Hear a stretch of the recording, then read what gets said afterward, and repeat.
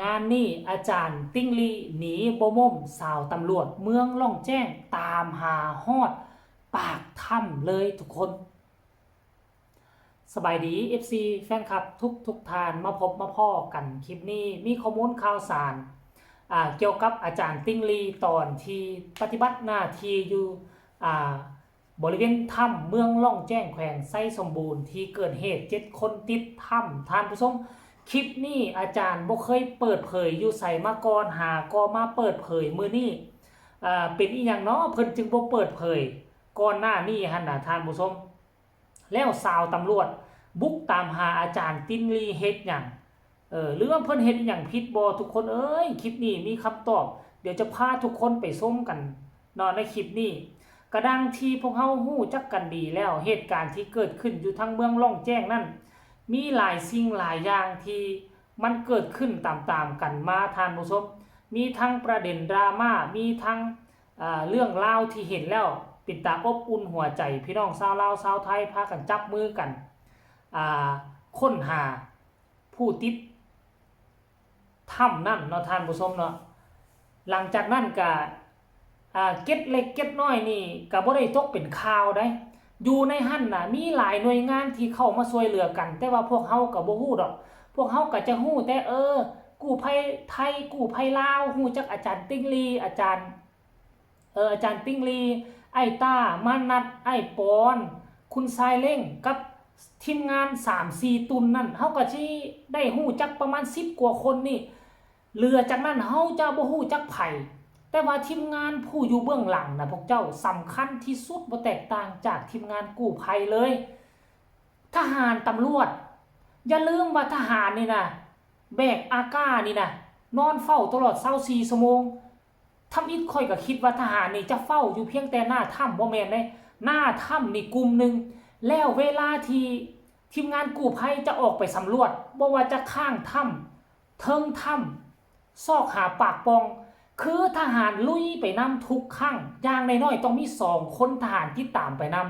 ำแบกอาวุธครบมือไปนำฝนตกกับแข่งน้ำกันกู้ภัยเปียกทหารก็เปียกคือกันอันนี้คือสิ่งที่หลายคนมองข้ามเนาะเหตุการณ์ที่มันเกิดขึ้นอยู่ทางล่องแจ้งแล้วสิ่งที่สำคัญที่สุดบ่แตกต่างจากทหารก็มีตำรวจนี่จะมีทั้งยิงจะมีทั้งทรายมีทั้งหน้าตาดีมีทั้งขี้เละปะปนกันไปมีฮอดสาวตำรวจโอ้ยหน้าตาซะสวยท่านผู้ชมเอ้ยบางมือก็แต่งกันมาเฝ้าหน้าถ้ำบางมือก็มารักษาความปลอดภัยอยู่ทางเขาเอิ้นว่าศูนย์บัญชาการชั่วคราวอยู่ทางเดินสิขึ้นภูมาพุ่นท่านผู้ชม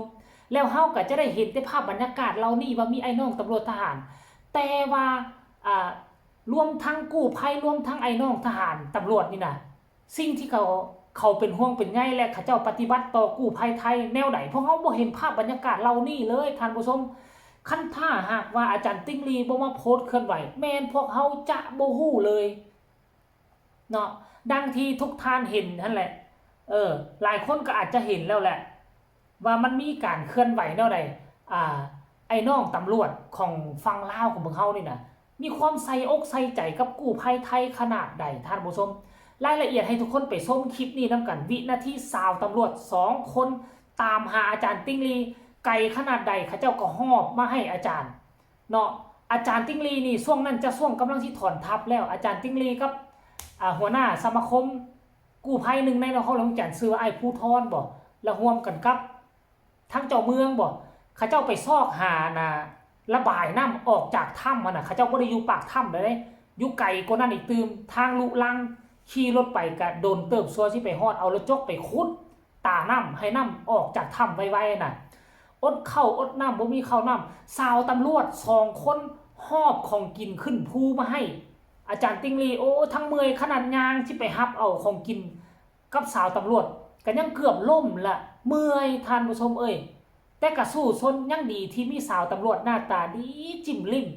หน้าตาจะสะสวยขนาดใดให้ไปฟังให้ไปเบิ่งคลิปนี้นำกันทุกคนเชิญไปเบิ่งเลย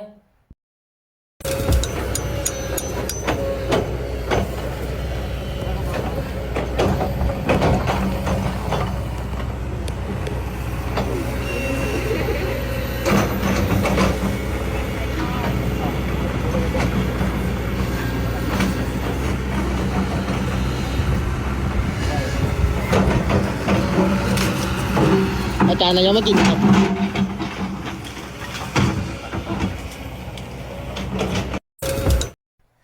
พวกเจ้าเห็นและเป็นจังไดพวกเจ้าฮู้บ่สวยงามทั้งสองคนเป็นสาวตำรวจเมืองล่องแจ้งเป็น FC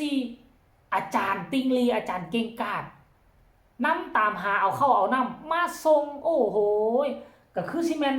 ทางท่านเจ้าเมืองบ่เพิ่นสั่งเพราะว่าท่านเจ้าเมืองอยู่พี่นี่ก็สิเป็นโทรกิ้งก้างไปเป็นลูกน้องท่านเจ้าเมืองเนาะอาจารย์ติงลีก็เมื่อยส่ำใดก็ยิ้มไปได้ยางเซซัดโซเซไปเอาแล้วก็มีการโอ้ลมพูดคุยกันเล็กๆน้อยๆท่านผู้ชมเอ้ยเห็นแล้วก็รู้สึกเบิ่งแม่เบิ่งอีกข้างนึงนี่เห็นบ่ยางเซไปเมื่อยอยากกินข้าวแห้งนี่เบิ่งว่าสองสาวจับพูละถงมีข้าวนอกข้าวเหนียวมีปิ้งปูปิ้งปลาเบิ่งแม่ผู้ใส่แว่นตาแห้งเป็นตาฮักสำหรับผู้บ่ใส่แว่นตาก็หน้าตาจิ้มลิ้มโอ้ยเป็นตาฮักเป็นตาแพงอายุก็สิราวๆประมาณ24-25ปีท่านผู้ชมเอ้ยเป็นแบบนี้แล้วก็มีกำลังใจขึ้นมาอย่างแห้งและอาจารย์ติงลีก็ได้โอ้ยนางฟ้าในป่าลึกเขาเอิ้นว่าเนาะท่านผู้ชมเอ้ยเบิ่งไหมยิกคิ้วใส่กล้องพุ่นอาจารย์ติงลีป้าได้ของกินแล้วยิกคิ้วใส่กล้องแงกๆพุ่นน่ะโตโธบ่ธรรมดาก็ว่ากันไปก็บ่แม่นอีหยังมากมายดอกท่านผู้ชมเพราะว่าทั้งสาวๆตำรวจเพิ่นก็เป็น FC อยู่แล้วมาเห็นอาจารย์ลงทุนลงแฮงอดข้าวอดน้ำเพื่อประชาชนคนเมืองล่องแจ้งในฐานะที่สาวตำรวจเป็นที่พึ่งของประชาชนก็บ่สามารถนิ่งดูได้จะให้นั่งแกงขาอยู่แต่จุดประสานงานก็บ่เป็นได้ก็อยากช่วยเหลือก็เลยลงทุนลงแฮงย่างพากันย่างมาปาเป็นธรรมดาว่าย่างลงภูมาไก่กับไก่โทระยะทางก็บ่ธรรมดาอาจารย์ติงลีก็ได้กำลังใจสมพรและสู้การสู้งานจนฮอดดึกฮอดดื่นมื้อนั้นน่ะฮอด1 โมงกลางคืนพุ่นน่ะท่านผู้ชมซัวสิแล้วน่ะทะลุทะลวงนำออกจากถ้ำน่ะท่านผู้ชมฮู้บ่ปล่อยออกมาน่ะวิดีโอนี้ปล่อยออกมาเพียงแต่2 ชั่วโมงคนเข้ามากดไลค์ทะลุ 11,400 ไปแล้วคอมเมนต์เกือบทะลุ300ท่านผู้ชมเอ้ยกดแชร์เพียงแต่30ปลายแต่ว่าคนมากดไลค์ให้น่ะทะลุ 10,000 ปาดโถ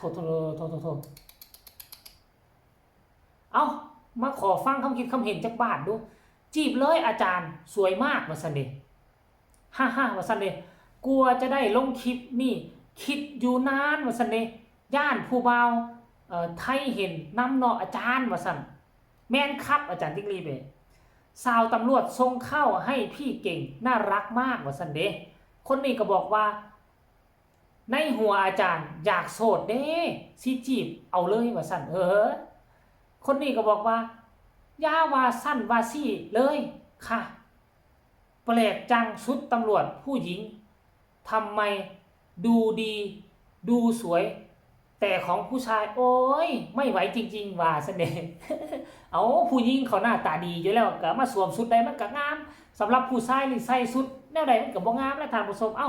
คำคิดคำเห็นยังมีหลายเป็น2-300ให้ทุกคนไปไล่อ่านน้ำเพจอาจารย์ติ๊กลีก็แล้วกันเด้อสำหรับคลิปนี้ก็ใครมีคำคิดคำเห็นแนวใดก็ส่งข่าวมาได้ทางใต้คอมเมนต์คลิปนี้ลาทานผู้ชมไปก่อนสบายดี